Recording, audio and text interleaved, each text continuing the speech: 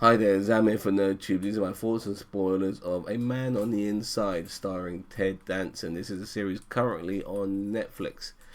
So when this popped up on my feed, I thought, let's give it a go. It's only 8 episodes, but half an hour an episode, and say each episode being maybe less than 30 minutes overall, if you take out the credits and all that crap. Yeah, you could binge this in less than 4 hours, which is what I did. So, what is this series about? Well, Ted Danson plays a retired professor. He's a man in his mid-70s who recently lost his wife. So he's kind of got a hole in his life because he's just living day to day, really doing nothing. Even though he's got a lovely daughter and some grandkids who live elsewhere, there's nothing really for him to do anymore, as he's also retired.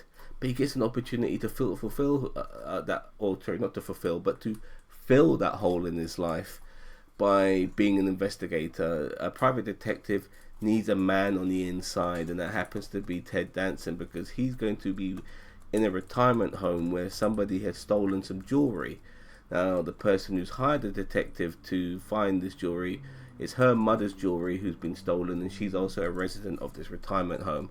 And Ted Danson, being the man on the inside, is hopefully going to solve this particular case or garner the information to help the private detective who has hired him to solve this particular case. Because in the day, Ted Danson, even though he's a professor, he's not an investigator. But he's an intelligent guy. He is an old dog who can learn new tricks. He knows how to use a cell phone for a start, which is pretty impressive for a man in his mid-70s. At the same time, because he's an intelligent man, even though he makes a lot of mistakes early on when it comes to doing this investigation in a retirement home, he soon learns very quickly the art of being a detective and improves and hones on his skills. But this show is not necessarily about finding out who stole these jewels. It's actually a show in the latter episodes about relationships. The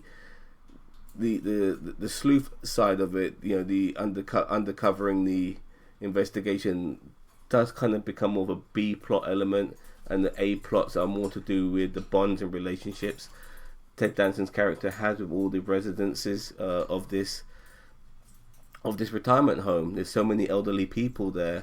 A lot of them are at the last stages of their life. Some of them are suffering, conditions that they'll never be able to recover from, like Alzheimer's, something that Ted Danson's character's wife also suffered from. So he's having to repeat that moment again with other people, but he builds bonds with other people as well, because loneliness plays a part for a lot of these elderly people. Even though they are friends with each other, they don't all have the same interests, and they really want to have bonds with their children, who unfortunately have too busy at times to see them. So he builds the bonds and friendships with those people instead. It's really quite sweet and nice.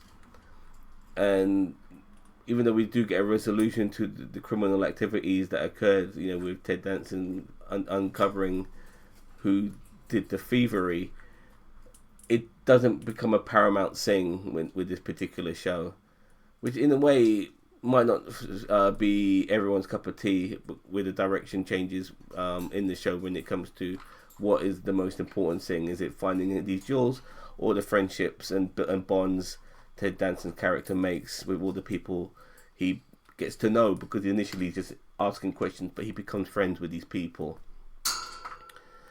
Now, this series does remind you of, say, shows like Only Murders in the Building. It's got a similar vibe, so if you like that series, you'll like this. But whilst Only Murders in the Building really focused on the investigation, as I said earlier, this doesn't necessarily do that, even though the investigation does play a main part, but it's just not the focus at times for all 8 episodes. It definitely is in the early episodes for sure. The series ends with I'm not saying a cliffhanger, but okay, the case is solved, and now there's an opportunity for another case, and the only man who can do it is Ted Danson, because he fits the bill. So, pardon me, we do end up with a season 2 possibility if this particular series ends up being successful, and I wouldn't mind having a season 2 of this, because I did enjoy it. It's quaint, it's lovely, it's different, and having that Danson in this lead role definitely helps for sure. I had a good time, not a great time, but a good time, which is why I give this particular series, the entire series, a 7 out of 10. So if you've seen this, what do you think? Did you enjoy it? Do you like it more than I did? Did you not like it? Were you happy with the direction the show went from being an investigation show to then just really being a drama about the ups and downs of life for elderly people?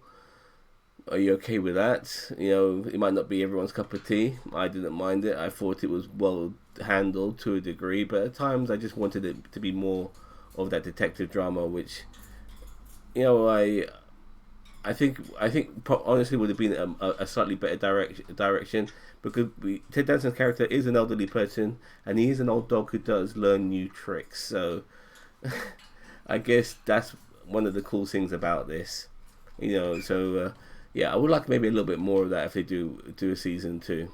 Anyway, let me know what you think. Don't forget to like, share, subscribe to NerdTube, the greatest social media channel you never heard of. Take care. Bye bye.